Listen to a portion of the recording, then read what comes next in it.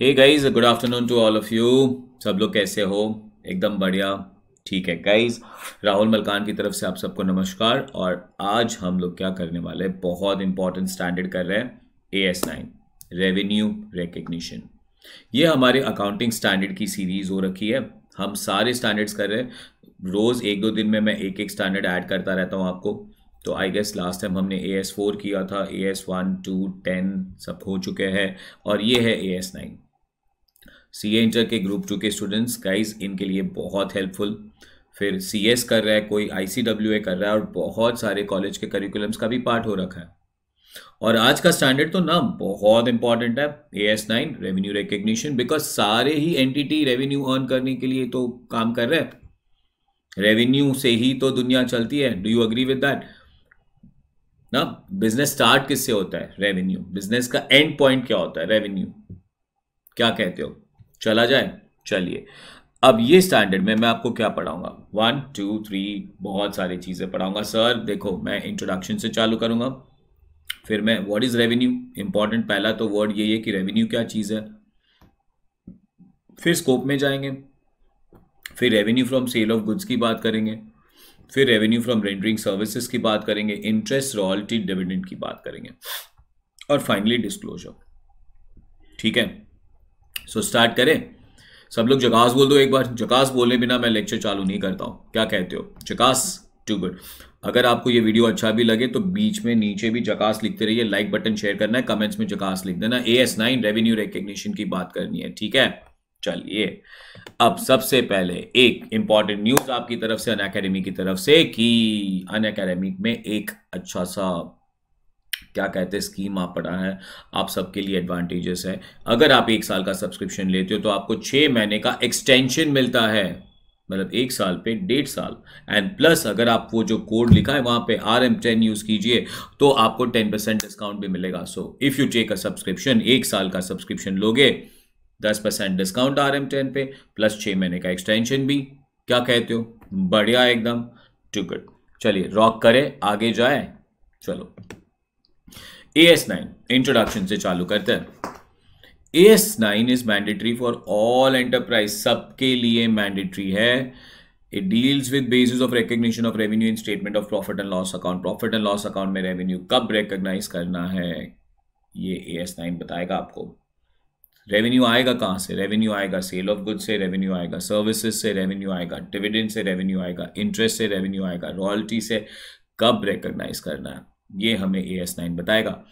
But AS9 के बताने के पहले भी मैं आपको एक चीज बता दूं जो आपके दिमाग में सेट होनी चाहिए, the concept of accrual.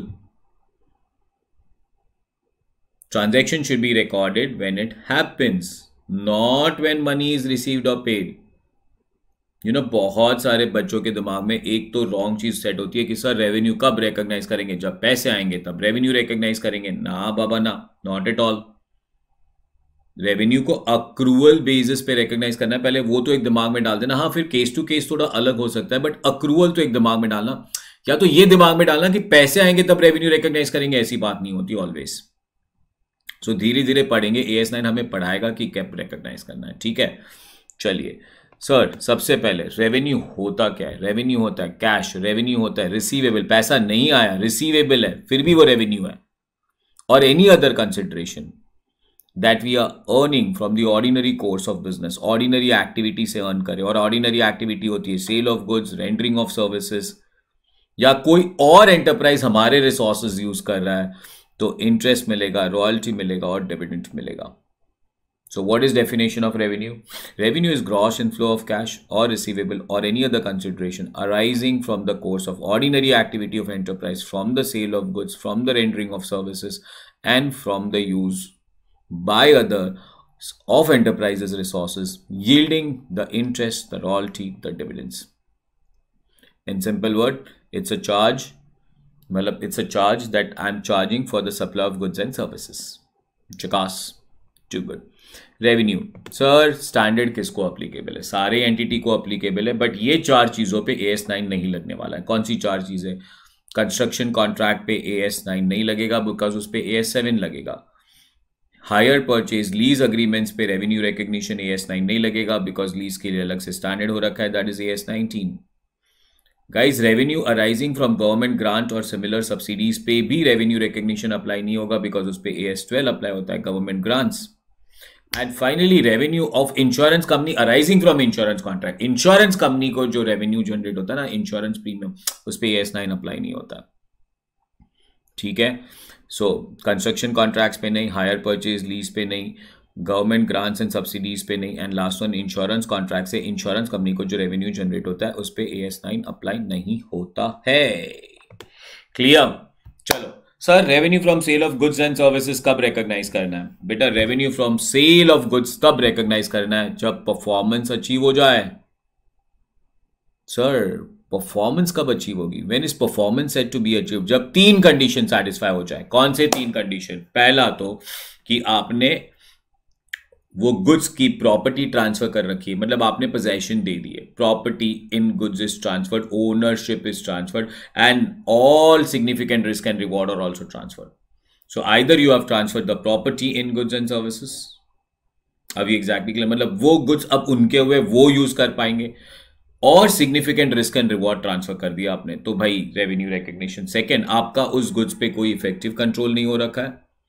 And third ना, कोई अनसर्टेनिटी नहीं है रेवेन्यू रियलाइज करने पे और अमाउंट ऑफ रेवेन्यू पे. ठीक है, मतलब यार एक जन को गुड्स सप्लाई कर दिए, मैंने उसे बिल बना के भेजा 50,000, बोलता है नहीं यार 50 नहीं 45, मैं बोल रहा हूँ 50 45. This uncertainty in the amount of consideration. So if there is uncertainty and amount of consideration, then you cannot recognize the revenue. जितना सर्टन अमाउंट है उतना रिकॉग्नाइज कर सकते हो, बट बाकी की अनसर्टेनिटी जब तक क्लियर नहीं हो जाए तब तक नहीं. और अगर पूरी अनसर्टेनिटी होती रखी है तो भाई मत रेवेन्यू रिकॉग्नाइज करो. So you should be certain. मैं बोलता हूँ 3 चीजें. फर्स्ट ऑफ ऑल, आपने वो गुड्स की प्रॉपर्टी ट्रांसफर कर दी, और you have transfer significant kind of risk and reward. Second, you have no effective control, उस पर कोई कंट्रोल नहीं है. And third, you are reasonably certain कि भाई पैसा मिल जाएगा हमें. चिकास एकदम. This is revenue from goods. चलो अब स्पेसिफिक चीजें बात करते हैं, बिकॉज गुड्स पे थोड़े चीज हो रखे. तो इंस्टॉलेशन एंड इंस्पेक्शन. अब मैं क्रोमा गया, क्रोमा से मैंने खरीद लिया रेफ्रिजरेटर. तो क्रोमा ने रेफ्रिजरेटर की रेवेन्यू कब रिकॉग्नाइज करनी है? बेटा जब वो रेफ्रिजरेटर मेरे घर पे आके इंस्टॉल कर जाए और चेक कर ले कि वो रेफ्रिजरेटर चल रहा है बरोबर, then he can recognise this revenue. वहां पे मैंने पैसे दिए ना, तो पैसे ले लिए बट रेवेन्यू रिकॉग्नाइज नहीं किया. रेवेन्यू रिकॉग्नाइज करेगा जब रेफ्रिजरेटर घर पे आ जाएगा, इंस्टॉलेशन होगा, इंस्पेक्शन होगा. Guaranteed sale. अगर उसने कोई गारंटी दे रखी 3 दिन चलाओ देख लो कैसे चलता है, तो भाई 3 दिन के बाद रेवेन्यू रिकॉग्नाइज होना चाहिए. That is known as guaranteed sale. Sir warranty अगर दे रखा है, तो वारंटी दे रखा है ना, तो रेवेन्यू तो उसी दिन रिकॉग्नाइज कर लेना चाहिए, पर वारंटी के लिए प्रोविजन क्रिएट करना चाहिए. AS29 provisions, contingent asset, contingent liability.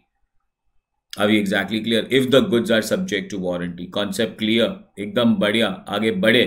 चलो नेक्स्ट.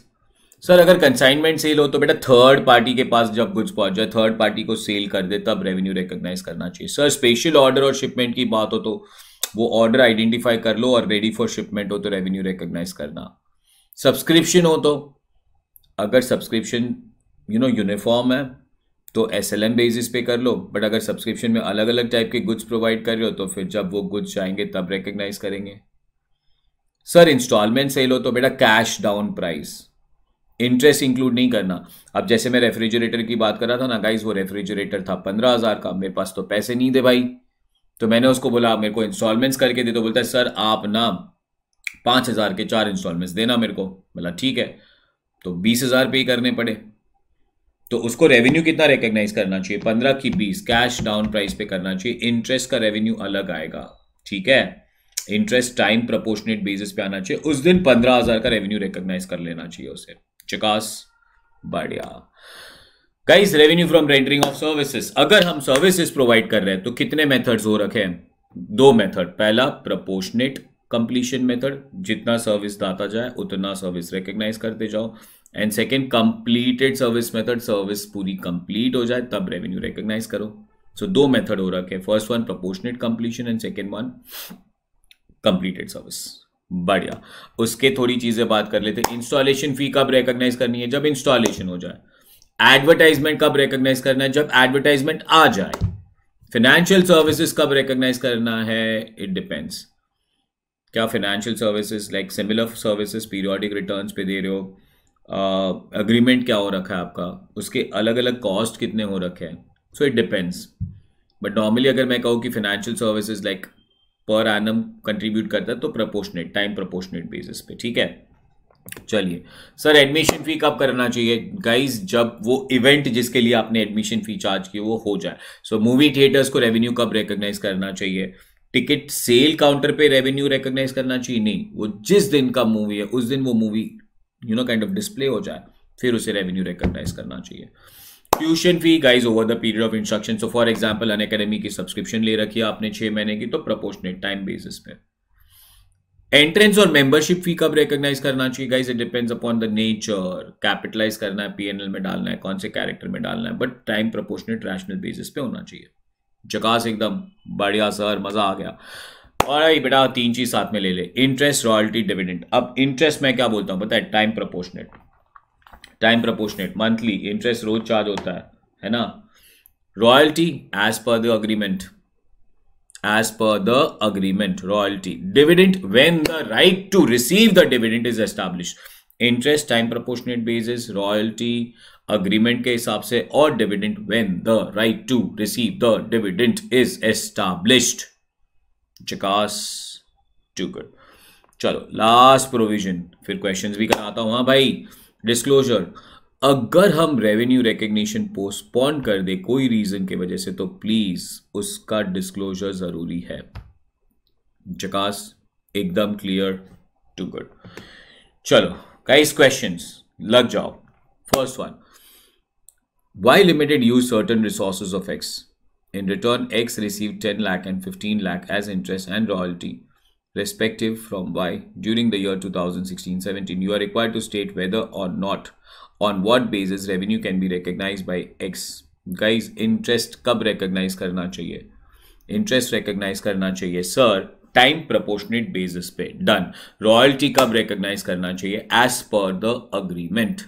बस आपको ये 2 वर्ड लिखने हैं, interest time proportionate basis, royalty as per agreement। चकास। Question number 2, Perfecting manufactures machinery used in the power plant. In response to the tender issued by power plants, Perfecting quotes its prices. As per the terms of the contract, full price of the machinery is not released by the power plant, but 10% thereof is retained and paid after 1 year if there is satisfactory performance of the machinery supplied.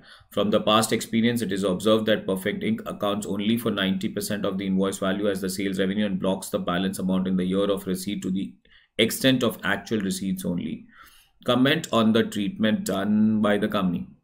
पढ़ लो, मैं आपको 1-2 minute दे रहा हूं पढ़ने के लिए, आप पढ़ लो, क्या कहते हो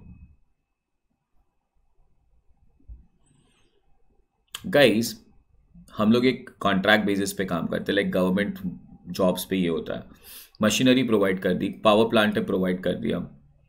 अब गवर्नमेंट क्या बोल रहा है या कॉन्ट्रैक्टर हमें क्या बोल रहा है कि हम आपको 90% देंगे, 1 साल के बाद अगर आपका परफॉर्मेंस सेटिस्फैक्ट्री रहा तो हम आपको 10% देंगे। कंपनी क्या करता है? 90% रिकॉग्नाइज कर लेता है, 10% जब मिलता है तब रिकॉग्नाइज करता है। Is this right?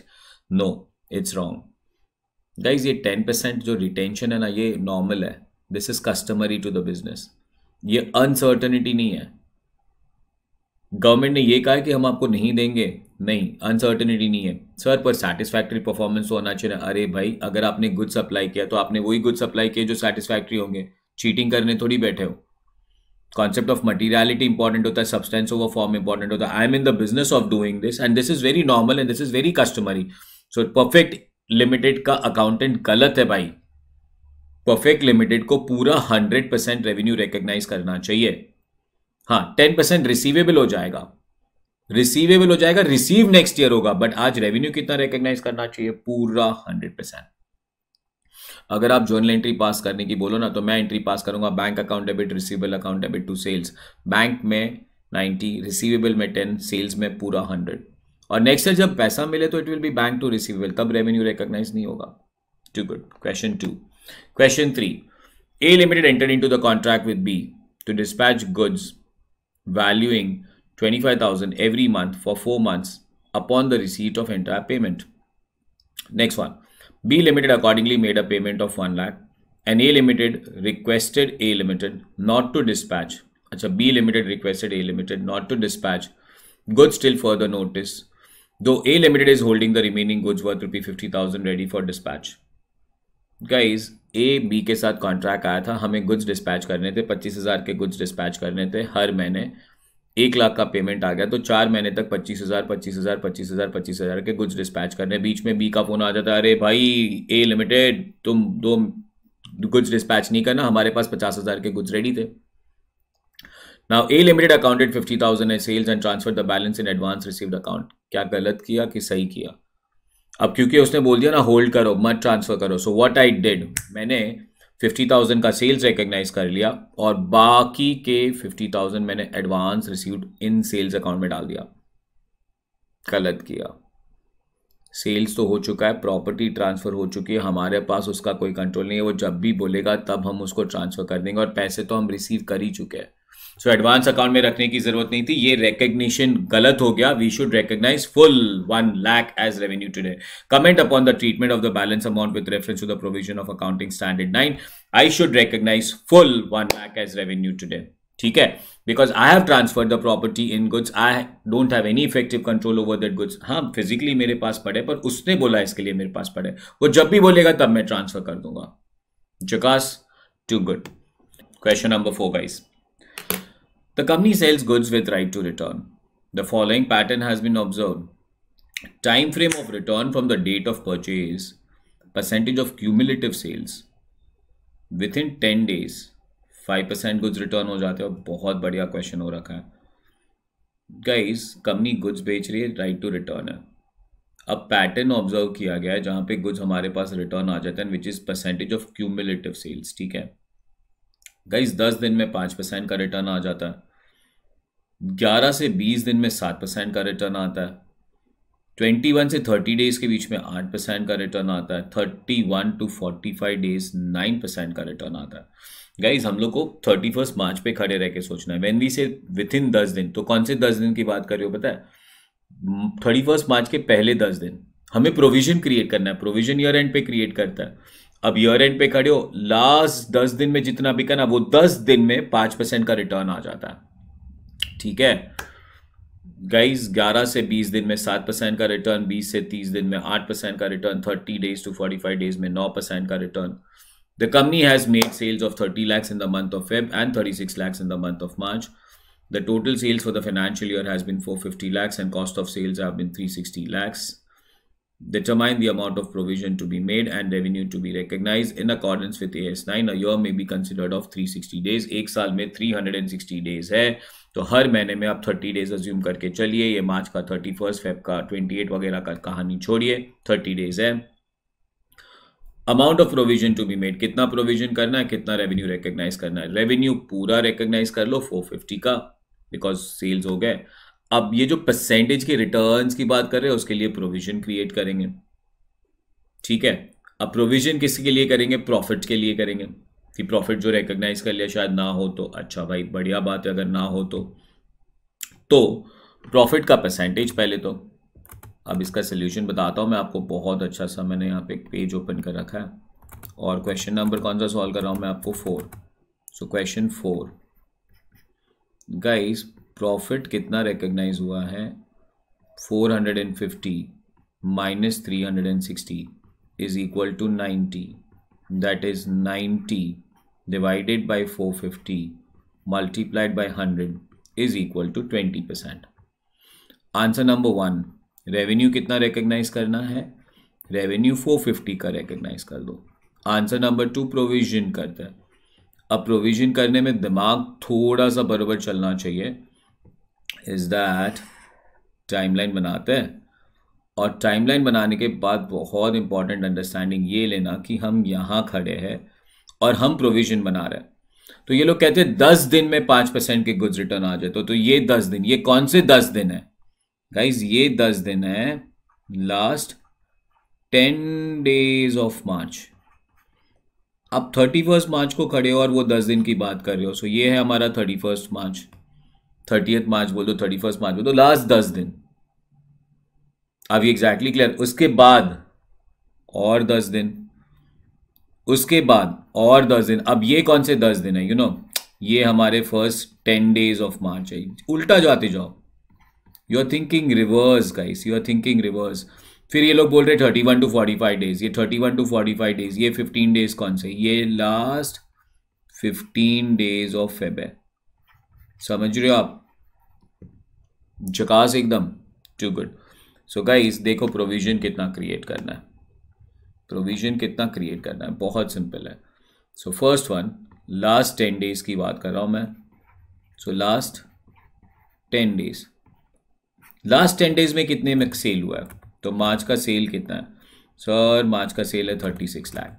अगर 36 लाख मार्च का सेल है, divided by 3 multiplied by 1, last 10 days की बात कर रहा हूँ, तो 12 लाख का सेल्स होगा। कितना % रिटर्न आ रहा है? 5% रिटर्न आ रहा है। 12 का अगर 5% रिटर्न आ जाता है तो 0.6 रिटर्न आ रहा है, ठीक है। और 0.6 पे हमें 20% का प्रोविजन मारना है। कौन सा 20%? प्रॉफिट। गुड्स रिटर्न आ जाएंगे पर कॉस्ट तो आ ही जाएगा ना, सिर्फ प्रॉफिट का प्रोविजन मारना भूलना नहीं।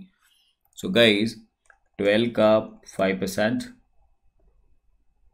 12 का 5% का 20% प्रोविजन इज 0.12। सो 0.12 का प्रोविजन, जकास। अच्छा 11 to 20 days, 11 to 20 days cumulative 36 divided by 3, do you agree with that guys, into 2 cumulative बोला है। so basically आपको अंडरस्टैंड कैसे करना है, you have to start understanding this कि हम लोग बात कर रहे हैं कि यहाँ से यहाँ पे, फिर हम लोग बात कर रहे हैं यहाँ से यहाँ पे, cumulative। So cumulative returns, are we exactly clear with that one? Cumulative word use किया गया है। तो लास्ट 20 days का सेल्स, ठीक है। So last 20 days 11 to 20, but cumulative बताया गया है। तो guys 36 divide by 3 into 2 comes to 24। अच्छा कितना % रिटर्न आता है सर? रिटर्न आता है 7%। 24 का 7% लो, चलो 24 का 7% लेंगे तो 1.68 आएगा, और 1.68 का 20% प्रोविजन मारना है, तो is equal to the provision will be 0.336। जकास।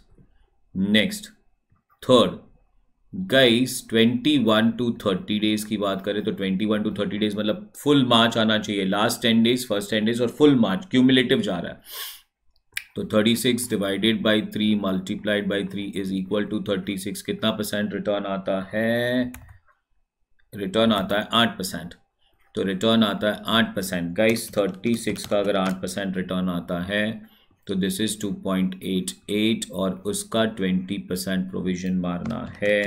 I am getting an answer of 0.576। जकास question डाला है मैंने गाइस। फोर्थ 31 to 45 मतलब मार्च तो पूरा आ जाता है, और फेब का लास्ट 15 days मतलब 30 divide by 2 into 1 is equal to 36 plus 15 is equal to 51। 51 में रिटर्न आता है 9%, तो इंटू 9% करेंगे तो 4.59, और 4.59 का 20% का प्रोविजन कीजिए तो आंसर आएगा 0.918। 0.918 का प्रोविजन करने के बाद plus 0.576 plus 0.336 plus 0.12, I am getting a provision of 1.95। Tell me जकास। क्लियर? Too good. चलो that was my question number 4। अब चले जाते हैं क्वेश्चन नंबर 5 पे। Spice Limited sells male grooming products to various dealers situated in different states in India. It allows normal credit period of 45 days to the dealer to make a payment. Makes payment nahi. Interest at the rate of 2% per month is charged on the dealer for delayed payment. The interest recovery on such overdue outstanding amount for dealer is only 10%. Due to various reasons, during 2014-15, the company wants to recognize only the interest received and not the balance 90% interest receivable overdue outstanding. Do you agree? आराम से सोचो। Do you agree? Take it slow. Spice Limited sells male grooming products to various dealers situated in different states in India. It allows a normal credit period of 45 days to the dealers to make payment. Interest at the rate of 2% per month is charged on the dealer for delayed payment. The interest recovery on such overdue amount for the dealer is only 10% due to various reasons. During 2014-15, the company wants to recognize only the interest received and not the balance 90% receivable on the overdue outstanding. क्या कहते हो? Guys, do you agree? Yes, I agree. Uncertainty exist करता है. Interest recovery only 10% ही है. अगर interest recovery सिर्फ 10% दिखता है तो हमें वो 10% ही रिकॉग्नाइज करना चाहिए और बाकी का 90% रिकॉग्नाइज नहीं करना चाहिए. I agree. This is absolutely correct. Point number 3 का याद है कि नहीं guys? Property in goods transfer होना चाहिए. We should have no effective control and there should be no reasonable uncertainty. Guys यहाँ पे हिस्ट्री दिखाता है कि हम सिर्फ 10% ऑफ इंटरेस्ट रिसीव कर पा रहे हैं, बाकी का तो आ ही नहीं रहा है. तो रिकॉग्नाइज ही वो 10% करना चाहिए, बैलेंस 90% नहीं करना चाहिए. जकास काफी है guys. This is an end to the standard AS19 sale of goods and services when the seller has transferred the property to the buyer. He has no control over it and there is no uncertainty for a consideration transfer of significant risk and rewards to the buyer. Rendering services, proportionate completion method, completed service method. Performance consists of execution of more than one act. Practically revenue is recognized on SLM basis. General performance consists of execution of single act. तो जब वो act हो जाए तब revenue recognize करो. Interest time basis पे royalty agreement के हिसाब से और dividend when the right to receive the dividend is established. Chikas, I am the best. I will score in exemption. I will send sweets to Rahul sir. Love you all. Thank you. Good night. Shabba khair.